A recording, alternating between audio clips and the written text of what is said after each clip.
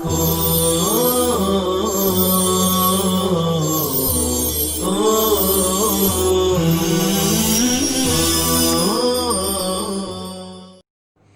اللہ الرحمن الرحیم اللہم صلی علی محمد کلما ذکرہ الذاکرون وکلما غفل عن ذکرہ الغافلون یا ربی صلی وسلم دائما ابدا علی حبیبک خیر الخلق کلہم۔ عزیز طلباء اعظام، غسل کا بیان چل رہا ہے۔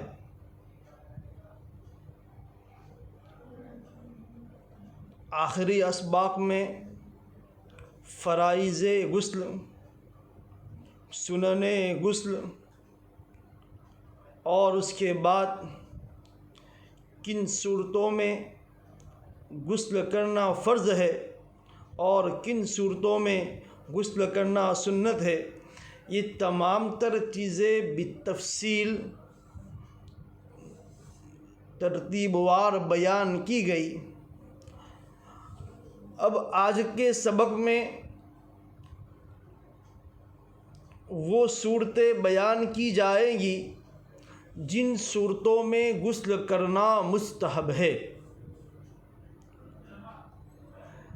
عنوان ہے غسل مستحب کب ہوتا ہے، یعنی وہ کون سی صورتیں ہیں، وہ کون سے کام ہیں جن کے کرنے سے پہلے غسل کرنا مستحب ہے۔ اس سے پہلے ایک جگہ آپ کو بتایا کہ مستحب ایسا عمل جس کا کرنا ثواب کا کام ہے اور اس کے کرنے پر کوئی تاکید نہیں آئی ہے، لہذا اگر وہ کام نہ کرے تو کوئی گناہ نہیں ہوگا، لیکن کر لینا اچھا۔ تو کن کن صورتوں میں غسل کرنا مستحب ہے ان کو بیان کر رہے ہیں۔ مندرجہ ذیل صورتوں میں غسل کرنا مستحب ہے۔ نمبر 1، شب برات یعنی شعبان کی 15ویں رات کو غسل کرنا مستحب ہے۔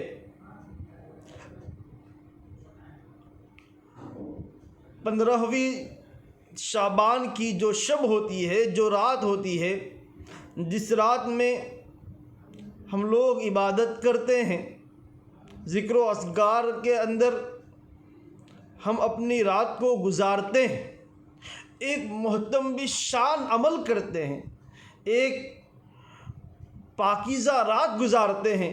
جب اس طرح عبادت کے ساتھ آپ رات گزارتے ہیں اور اس رات کو اگر آپ غسل کر کے پاک صاف ہو جائے، صاف ستھرے ہو جائے، اچھے کپڑے پہن کر اگر مسجد جاتے ہیں یا عبادت میں مشغول ہوتے ہیں، تو چونکہ عبادت کرنا یہ اللہ تبارک و تعالیٰ کی قرب کا ذریعہ ہوتا ہے، لہذا غسل کر کر عبادت میں مشغول ہو تو انشاءاللہ آپ تازہ دم ہو کر عبادت میں مشغول ہوگے اور آپ کا عبادت میں زیادہ دل لگے گا۔ اسی لیے شب برات کے موقع پر غسل کرنا مستحب ہے۔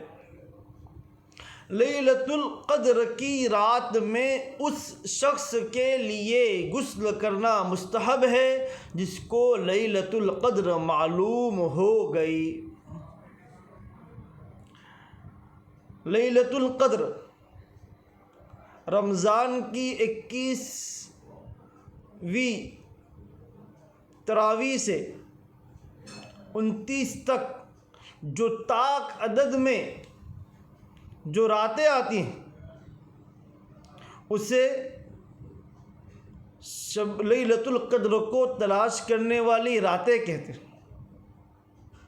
21ویں تراویح والی رات، پھر 23ویں تراویح والی رات، پھر 25ویں، پھر 27ویں، پھر 29ویں، یہ جو راتیں ہوتی ہے ان راتوں سے متعلق کہا گیا ہے کہ ان 5 راتوں میں سے کوئی ایک رات لیلۃ القدر ہو، عبادت کے اندر زیادتی کرنے والی رات ہوتی ہے، لیکن ہم میں سے کوئی نہیں جانتا کہ ان 5 رات میں سے لیلۃ القدر کون سی رات۔ لیکن اگر کسی کو پتہ چل جاوے، تو اس شخص کے لیے غسل کرنا مستحب ہے۔ نمبر 3، کسوف یعنی سورج گرہن، خسوف یعنی چاند گرہن کی نمازوں کے لیے غسل کرنا مستحب ہے۔ کسوف پچھلے دنوں ہوا تھا کہ دن کے اجالے میں اچانک سورج غائب ہو گیا۔ کبھی کبھی رات میں چاند اچانک غائب ہو جاتا ہے۔ ابھی کے زمانے میں ٹیکنالوجی کے ذریعے ماہرین فلکیات بہت پہلے ہی بتا دیتے ہیں کہ فلاں تاریخ کی فلاں اوقات میں سورج گرہن یا چاند گرہن ہوگا، اچانک سورج غائب ہو جائے گا اور اندھیرا چھا جائے گا، یا اچانک چاند غائب ہو جائے گا۔ تو یہ سورج گرہن اور چاند گرہن یہ جب ہوتا ہے تو اس کے لیے نماز پڑھی جاتی ہے تاکہ معمولات دنیا اپنی حالت پر آ جائے، کیونکہ یہ سورج گرہن، چاند گرہن یہ اللہ تعالیٰ کی ناراضگی کی وجہ سے ہوتا ہے۔ تو اس کے لیے بندے خدا مساجد میں جمع ہو کر صلاۃ الکسوف یا صلاۃ الخسوف کا اہتمام کرتے ہیں، دعاؤں کا اہتمام کرتے ہیں، اللہ تعالیٰ کے سامنے گریہ وزاری کرتے ہیں۔ ایسے موقع پر آپ نماز کے لیے جا رہے ہیں تو غسل کر کر نماز کے لیے جاوے، یہ آپ کے لیے بہتر ہے، مستحب ہے، ایک محترم بالشان عمل کے لیے جا رہے ہیں، اللہ کے سامنے گڑ گڑانے جا رہے ہیں، جو غسل کر کر پاک صاف ہو کر صاف ستھرے کپڑے پہن کر جائے۔ نمبر 4، صلاۃ الاستسقاء، بارش کی نماز کے لیے غسل کرنا مستحب ہے۔ کسی موقع پر بعض علاقوں میں قحط سالی ہو جاتی ہے، باوجود کہ بارش کا موسم شروع ہونے کے وہاں بارش نہیں ہوتی ہے۔ ظاہر سی بات ہے کہ پانی کا بند ہو جانا یہ اللہ تعالیٰ کی ناراضگی کا سبب ہوتا ہے۔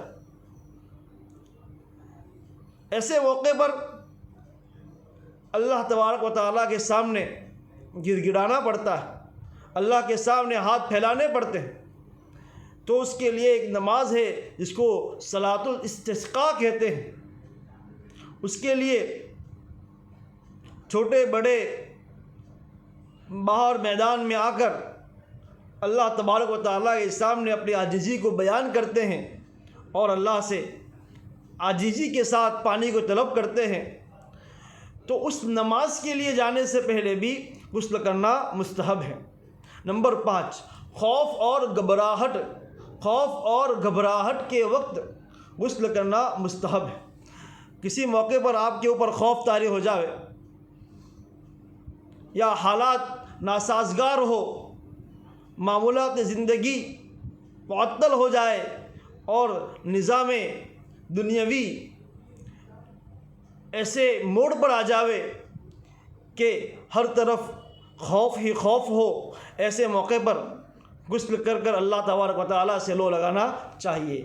نمبر 6، تاریکی چھانے کی صورت میں غسل کرنا مستحب ہے۔ کسی جگہ پر اگر تاریکی اندھیرا چھا جائے،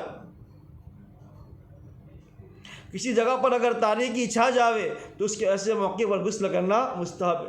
نمبر 7، سخت آندھی کے موقع پر غسل کرنا مستحب ہے۔ سخت آندھی چل رہی ہے، ہوائیں تیز چل رہی ہے اور ہر طرح کا نقصان اٹھانا پڑ رہا ہے، ایسے موقع پر غسل کرنا چاہیے۔ نمبر 8، عام محفل میں جانے کے لیے غسل کرنا مستحب ہے۔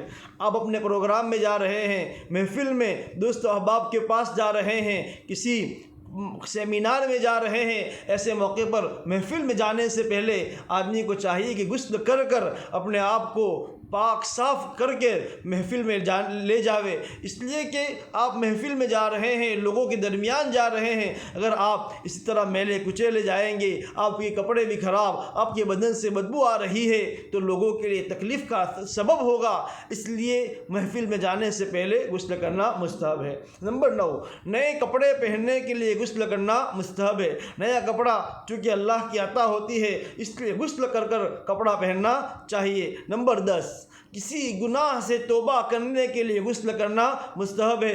آپ کسی گناہ میں ملوث ہو گئے، اب آپ کو احساس ہوا کہ میں ایک اللہ تعالیٰ کی ناراضگی کا ذریعہ، آپ کو احساس ہوا کہ میں اللہ تعالیٰ کو ناراض کر چکا ہوں، اب اللہ تعالیٰ ہی سے معافی مانگنا چاہیے۔ آپ ایسے موقع پر توبہ کرنے جا رہے ہیں تو توبہ کرنے سے پہلے خوب اچھی طرح غسل کر لینا چاہیے۔ نمبر 11، سفر سے واپس آنے والے کے لیے غسل کرنا مستحب ہے۔ چونکہ آپ سفر میں تھے اور سفر کے اندر آپ چونکہ پتہ نہیں کہاں کہاں گئے اور آپ کے بدن پر مہ کچیل بھی ہوگا، اسی طرح آپ کے کپڑے بھی مٹی سے بھر آئے ہوگے، تو سفر میں آنے سے پہلے سفر سے آنے کے بعد سب سے پہلے غسل کر لینا چاہیے۔ اس کا ایک فائدہ تو یہ ہوگا کہ آپ صاف ستھرے ہو جائیں گے، اور دوسرا فائدہ یہ ہوگا کہ آپ کے بدن کی تکان دور ہو جائے گی۔ نمبر 12، مدینہ منورہ زادہ اللہ شرفا و کرامہ میں داخل ہونے کے لیے غسل کرنا مستحب ہے۔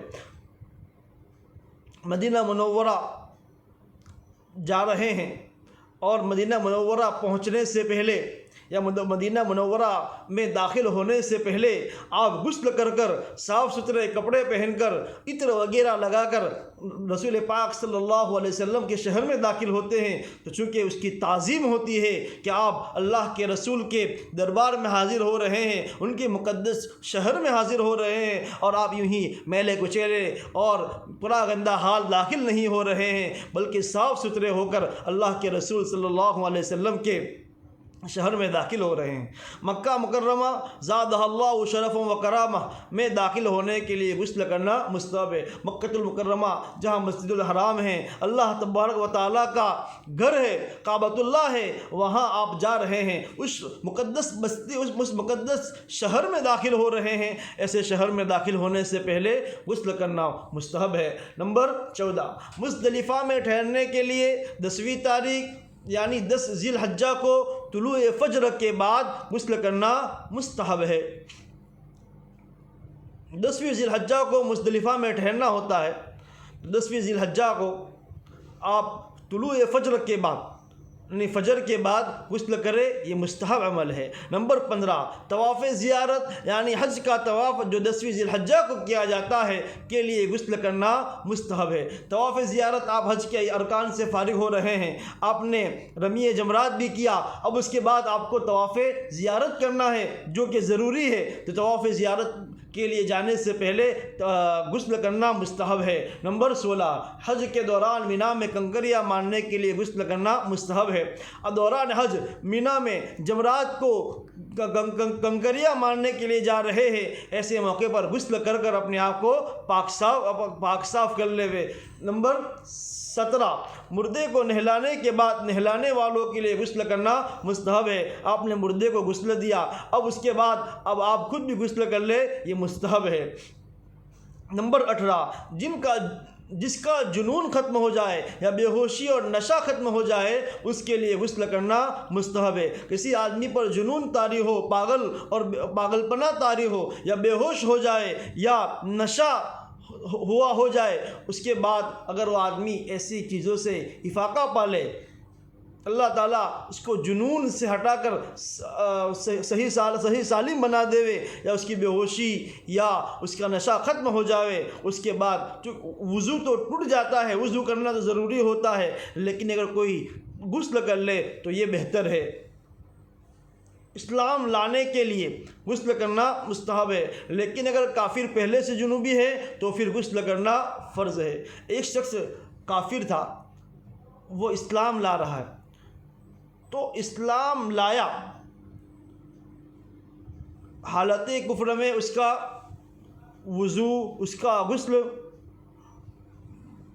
ہوتا تھا نہیں ہوتا تھا، اس لیے اگر اسلام لایا تو مستحب عمل یہ ہے، بہتر عمل یہ ہے کہ فوراً اپنے آپ کو غسل کر پاک صاف کر لے، یہ مستحب ہے۔